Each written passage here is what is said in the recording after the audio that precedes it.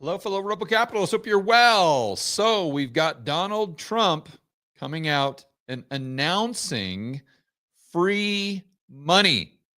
We always know that ends well, right? He did the Stimmy chicks back in 2020. Let's remember that. He was the first round of Stimmies coming from yours truly, Donald Trump himself. But this time, it's a little bit different in the fact that it is free money, but it's not a check that's going directly to someone that can go out and spend it immediately. So let's dive into the details here. We did a story on this the other day, but now we're getting into the next phase of this, what I consider transition of money and a transition into a different monetary system.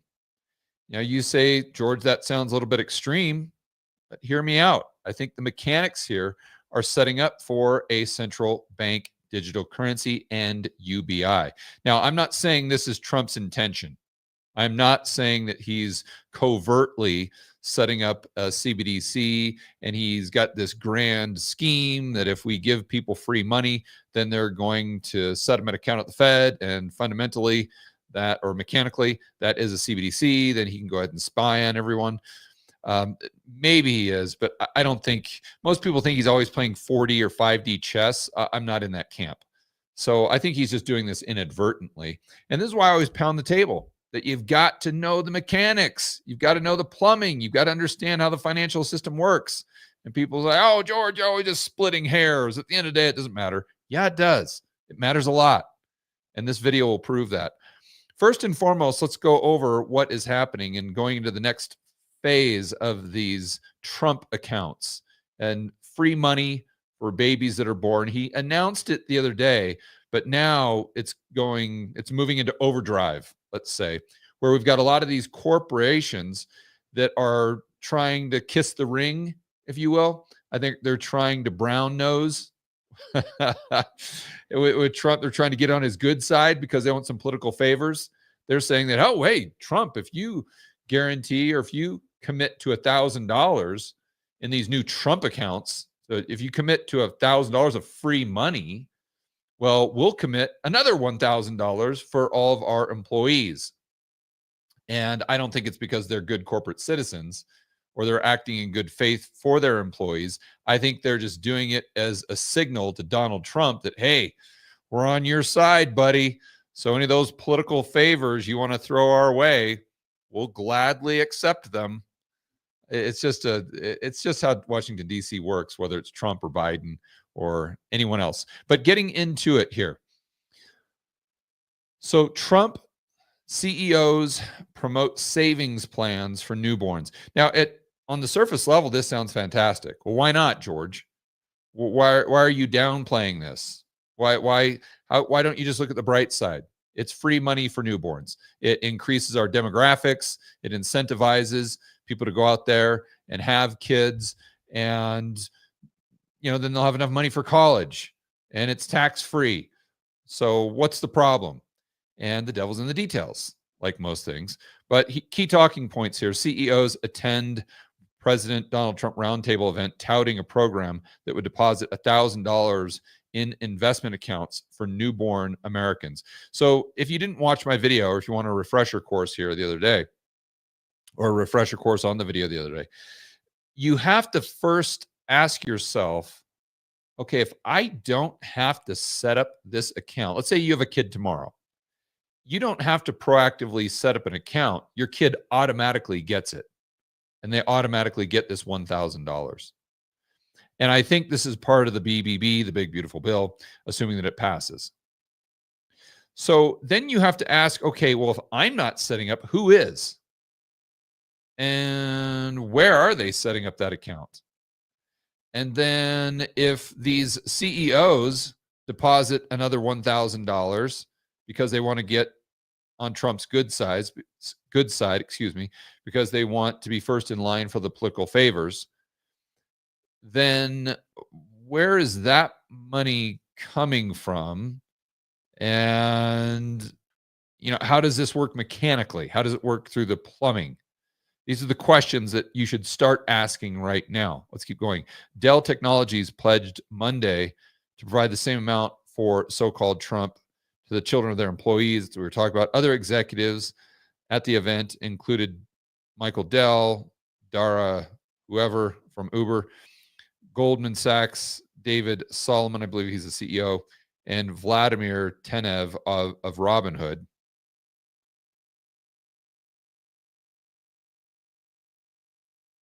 So Michael Dell pledged dollar for dollar. The Uber CEO and Goldman CEO also expressed support for the savings plan, which is part of massive Republican-backed budget bill moving through Congress, but they did not make same commitment at the event that Dell did. Okay, fine. Once the bill is signed into law, Goldman Sachs would be excited to further support the initiative. More than half a dozen corporate leaders were on the list to invest in America. Invest. These narratives and the slogans they come up with for these narratives are just unbelievable. It's just, wow, what a spin. What a spin. Talk about 1984. The provision to create the accounts passed the House last month as part of the major tax cut bill. Trump's pushing Republicans send to his desk before the 4th of July. Okay, got it. The bill pending for say, okay, yeah.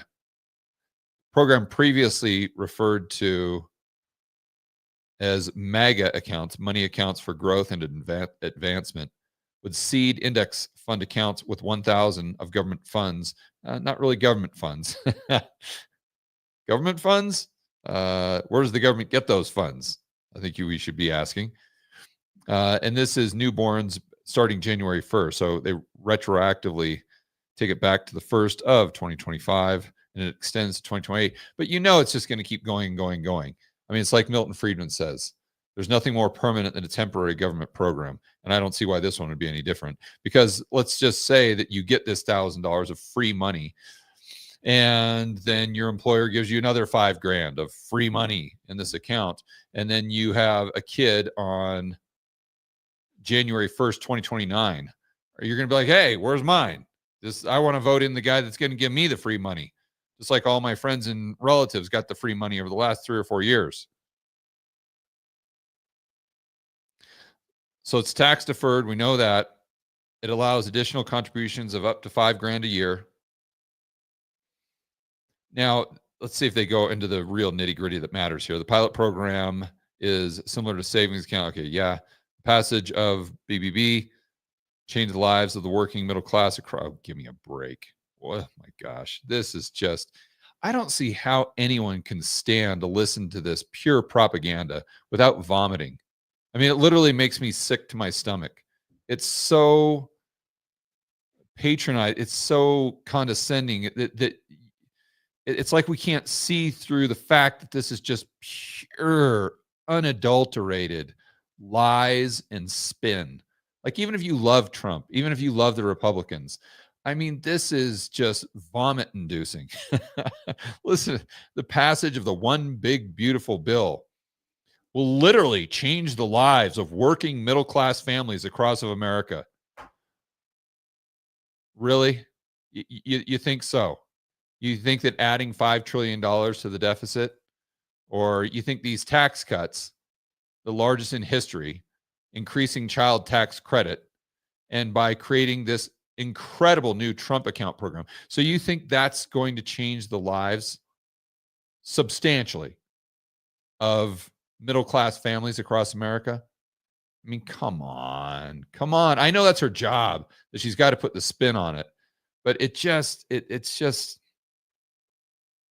can we just give it to the people like it is? It's an account. It's tax deferred. It's like many other accounts out there, and it's not going to change your life, but it's a way for me to buy votes and to get this thing passed, because the Democrats can't not like that. I mean, can we just get the reality without all the spin? But anyway, so why is this potentially going to lead to UBI? Why is it potentially going to lead to a CBDC? And if we go to a CBDC, especially if we get a wholesale CBDC, I think that changes the monetary system. So I've often said, as far as my view on the dollar and interest rates, at the long end of the curve, as an example, that it's always going to revolve around inflation and growth expectations, and the dollars, it's not going to crash. Now, we might change a little bit as far as the distribution or the percentages that people are settling in or holding their FX reserves across the world.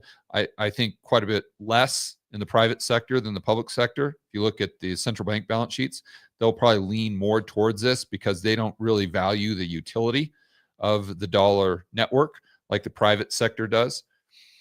But I've always said that, part of my thesis and my view on this is the fact that you have to go back, and every single argument that you could make right now for the dollar crashing, as an example, has already played out. It's played out in spades over the last 20, 30, 40 years, and the dollar hasn't crashed. Now, that does not mean that I'm saying that just because the dollar hasn't crashed, it will never crash. I'm not saying that. I am not saying that. But what I am saying is, if you really understand why the dollar hasn't crashed when it absolutely unequivocally should have, then what you realize is, in order for the dollar to quote unquote crash, the system, the monetary system itself, has to change. And the way I see it changing is the central bank actually having control of broad money, where right now they just have control over base money, which it's arguable if the banks even need base money to control the amount of broad money. And not just in the United States, but especially outside of the United States, where the majority of the dollars are created and destroyed through lending and paying off loans, extension of credit, dollar-based credit. So once the Fed is able to completely control the creation of dollars, and it's creating these dollars not necessarily through lending, but quite literally printing them, right? They're not being lent into existence. Therefore, there's this constant demand for dollars. There's a constant bid for dollars because there's way more dollar debt than there are dollars to service the debt. Even with the Fed's balance sheet, and I mean, that's just a drop in the bucket when you look at the whole entire global economy and the amount of dollar credit that is circulating. So once you eliminate the dollar creation, or once you take the dollar creation out of the hands of the banks, that the only way they can create them is if they lend them into existence, and you put that in the hands of the central bank that does not have to lend those dollars into existence, and it is broad money, it's not base money. And those pipes that go to the Fed's balance sheet go to almost every single entity in the entire world. That's the change in the monetary system that would make me go from, okay, we might have the dollar go down a little bit, but it's not going to completely crash. That would make me go over to this camp and say, okay, now the dollar, there's a high probability that it will crash because the whole mechanics and the plumbing have completely and totally done a 180, right? So this takes us back to the Trump accounts, to the quote unquote free monies, stimmies, the new round of stimmies, whatever you want to call this, and how it is set up, looking at it through the lens of the plumbing. So now let's go over to my email here. So, and we went over this, but I think it's very important we review. I went over this in a video a week ago or so. And this was part of my presentation at Rebel Capitalist Live, by the way. So what we have to understand with these Trump accounts is, like we saw in the article, $1,000, any kid born after January 1st, 2025, Treasury sets up and funds automatic enrollment. That's what I was getting at the beginning of this video. If you have a kid tomorrow, where do I have to file paperwork? Do I have to call someone? Do I have to send a WhatsApp text to Scott Besant? Like, what do I do? How do I get the free $1,000? It's done. It's handled for you. So then the question becomes, well, at what bank? They just randomly set up an account at JP Morgan, Wells Fargo, Bank of America. What's going on here? No, the Treasury sets up an account for your newborn child with the Treasury. So you say, well, how does that work? Because the Treasury, they're not a bank.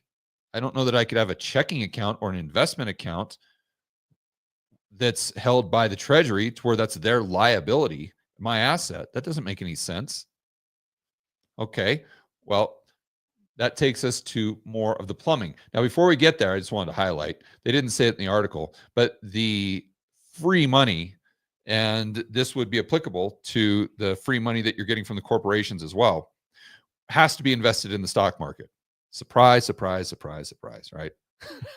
Shocker that this is kind of a scheme in order to prop up the stock market, because Trump, at the end of the day, knows that the whole entire economy is propped up by asset prices, housing, and the stock market. So if we can create an artificial bid that's funded by the government, make it tax-free, have all the corporations dump money into it, that's going to artificially prop up the stock market and kick this bubble further down the road, assuming we don't get a recession. So I wanted to point that out. But now let's get over to the plumbing. And we're going to start here. This is super basic, and this helps you get your head around why this is quite literally the beginning of a central bank digital currency. So what we have to do is we have to understand initially, a central bank digital currency isn't Fed coin. And I don't think I've ever seen a video where someone actually gets this right. It's not Fed coin competing against the dollar. So now all of a sudden we set up Fed coin, it's a CBDC, they make this big announcement, and then everyone is forced to now use Fed coin or trade in their dollars for Fed coin, or there's some incentive program or something like this. That's not a central bank digital currency. That's not the way it works. What makes a central bank digital currency a central bank digital currency is that it's a liability of the Fed. That's it. Well, excuse me, an electronic liability of the Fed. That's the foundation. That has to be a component. That has to be the initial component.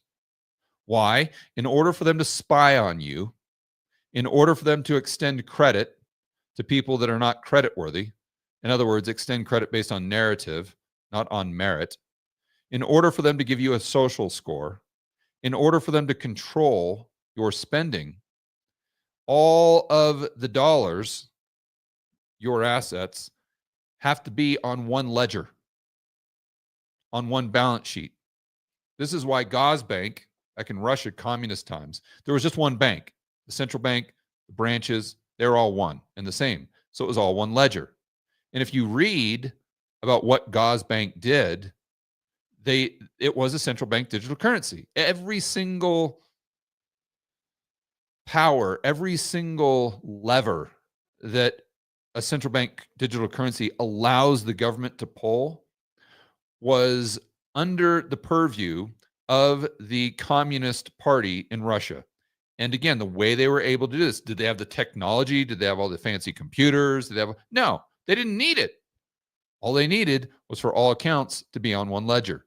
That allowed them to spy on their citizens. That allowed them to monitor the transaction history, which basically gave them a social score. And then it allowed them to extend credit just based on whatever the government was pushing, not necessarily the ability for that entity to pay back the bank that created the money to begin with. So it all starts, and it's not like they're going to call it a CBDC, for heaven's sakes. They just call it a dollar, an electronic dollar liability of the Federal Reserve, which, as you guys know, is simply a bank reserve. A bank reserve is a CBDC. That's what a bank reserve is. Now, it doesn't yet have the programming. It doesn't have the functionality, but in a way it does. I mean, if the Fed has a record of the bank reserves that are going from one entity to the other entity, right? So let's just say there's a lot more than this, but let's just say there's 10 banks that have accounts with the Fed. Okay, well, if they go back 20 years or whatever, they're going to have a record of which the bank reserves that are going from one account to the other. Just like your bank would have a record of dollars going from one account to another retail account. So then all they would have to do is get the input from the vendor to determine what that money was spent on. So it went from your account at the Fed in the future to Wells Fargo's account. Okay, great. Well, when they get the information out here, let's say, from the point of sale, so let's just say Chipotle sends them that information, so then they know that transfer of $20 from your account to Wells Fargo was because you bought Chipotle. And by the way, they would know that you bought beef and whatever it was that you shouldn't be buying, instead of crickets or whatever is on the Chipotle menu in the next 5 years. Tofu and crickets, please. So what happened? My point here is the Treasury's account is at the Fed. You guys know this from watching my videos. It's called the TGA, the Treasury General Account, right here. That is a liability of the Federal Reserve. So that's funded with bank reserves, dollar bank reserves. That is basically the foundation of a CBDC, one ledger, right? So I looked into this, and the reason you wouldn't have to set up an account, it would be done automatically for your kid if it was born tomorrow, is the Treasury would just set up a sub account with their account at the Fed. So baby XYZ would now have an account at the Treasury, but the master account is the TGA that's at the Fed. So you see where I'm going with this? These accounts that they're setting up for the babies. And again, I don't think Trump knows this. I don't think he really has thought it through. So I don't think it's intentional. And I don't know that very many people that are advising Trump really understand the mechanics of a CBDC, a retail CBDC, or a wholesale CBDC for that matter. So I'm not implying there's anything nefarious here other than the fact that the government's just giving you free money, which always ends badly. But this is what's happening behind the scenes, and this is the way the plumbing works. So let's just say that AI increases the unemployment rate over the next 5 years to 15%. I can almost assure you that Trump is going to do some form of UBI. Now, he might call it an AI tax with the corporations, but he's going to funnel money to the average Joe and Jane. He's a populist. And likely it's going to be the exact same thing, where the Treasury is setting up a UBI account for you, and it's a sub account of the TGA, which is a liability to the Fed. In other words, the CBDC. And so then all they have to do is layer on the programming, the tracking, all these other things, and boom, you've got a social score courtesy of, or inadvertently, a courtesy of Donald Trump himself, just trying to buy votes. So then you might be saying, okay, George, well, how is he going to fund it? Because it doesn't want to increase the deficit. This is actually pretty easy. Let me, here we go. So, it said that the government was government money. It's not government money because they're either getting it from selling bonds or they're getting it from taxing individuals, right? That's what we had in the first slide, is going to the Treasury, and that money goes in. But we have to remember that the Treasury can actually mint coins. They can't create the currency. That's the Fed. That's why it says a Federal Reserve note. But they're still in charge of minting coins, oddly enough. So they create the quarters, the dimes. So, and Paul Krugman actually came up with this idea, and it sounds wonky and ridiculous, but it would actually work. And, I wouldn't put it past Trump to try it. Why not? So the Treasury would just create a $1 trillion coin, platinum coin, I think Krugman said. And then that just goes onto the Fed's balance sheet, and they use the $1 trillion to fund all the UBI accounts, or the AI UBI accounts. That's if he didn't want to tax corporate America. He'd probably start by taxing them, but I think that this could also be an alternative that they may explore. Now, this sounds insane, but I remember when I first started talking about central bank digital currencies in 2019, it sounded insane. And everyone called me a tinfoil hatter. And everyone said that I was being like Alex Jones, and this is never going to happen, and you don't even know what you're talking about. This is just fear mongering. Where there's no way we're ever going to have a CBDC. And then sure enough, in 2021 and 2022, 2023, Jerome Powell comes out and starts talking about a central bank digital currency, along with a lot of other major banks in the developed world. Now, they're talking about a wholesale CBDC, which is very difficult. And it turns out it's probably too difficult for them to figure out how to use this, because at the end of the day, they are central planners. They're not that smart. But this would just kind of be a gateway drug and would set up the foundation for a retail CBDC, regardless of what you call it. It would set up it would give them the power, let's say, the central planners and authoritarians, to give you a social score, to monitor your spending, to control your spending.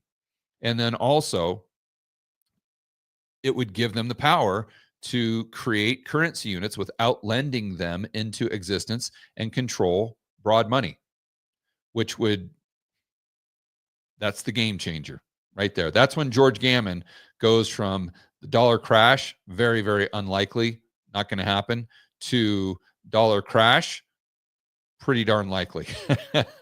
that would switch that would be the light switch for George Gammon for sure. So the good news about all this, if you guys didn't watch my last video, is silver is breaking out. Now, I don't think silver's breaking out in response to Trump announcing more free money or more stimmies, but I think it is potentially catching up with gold. So I'm calling this the gold catch-up trade, right? And you guys know how this works. Usually at the middle of the cycle or toward the end, that silver lags gold the whole time, and then boom, right then it really catches up. But the gold miners do the exact same thing. So today we saw silver with a great breakout. I think it's happened over the last couple of days. If you look at a year chart, and you can look at a cup and handle going all the way back to 1980. And that's what we did in the last video. But I looked even closer at that chart, and it's not just 1980. There's another cup and handle that forms starting in 2011. So we've got a cup and handle within a cup and handle. So holy cow, this begs the question that if you want to play the gold catch-up trade, how do you do it through the miners, the gold miners, or do you do it through silver itself? It's a good question, isn't it? So I'm going to be exploring this topic and doing a deep dive on a webinar in Rebel Capitalist Pro this Friday, noon Eastern time. If you want to check that out, you can go to georgegammon.com/pro. You just do the dollar trial and you can be part of that live stream. Or if you don't have time on Friday, there will be an archived version within Rebel Capitalist Pro on the front page of the forum. You can go ahead and watch it over the weekend. So what I'm going to be doing is I'm going to be discussing how this usually works with silver, how this catch-up period usually works with the gold miners, which one outperforms, whether it's silver or the miners, the majors, the juniors, and then also going through at least the first 3 or 4 companies within the GDXJ and doing a deep dive fundamental analysis. So if you're leaning more towards the miners, you might be able to get some alpha, as opposed to just playing the beta with the GDXJ. And then finally, probably what I'll explore is I'll think through, do you buy silver? Or if you're really, really bullish, do you buy options on silver? Woo, talk about turbocharge. Turbocharge, skyrocketing. Holy cow. Can you imagine? I don't even know if they have options on the PSLV. No, I don't think they do, because that's a Sprott product, excuse me. But I'll bet you there is some ETF or some way that you could do it. Maybe futures would be a better way to trade it. But anyway, we're going to be going over that on that Friday webinar. So you're definitely going to want to stay tuned for sure. And that's Friday, noon Eastern time. And you can go over to georgegammon.com/pro and sign up for that $1 trial to participate. This is a webinar that you're not going to want to miss, especially if you've checked out a chart of silver over the last year since 2011 and since 1980. I've never seen a chart like that. And it's one of the most bullish charts I've ever seen in my life. And it's super, super exciting, especially if you're someone that's really into precious metals. All right, guys, enjoy the rest of your evening. As always, make sure you're standing up for freedom, liberty, free market, capitalism. We'll see you in the next video.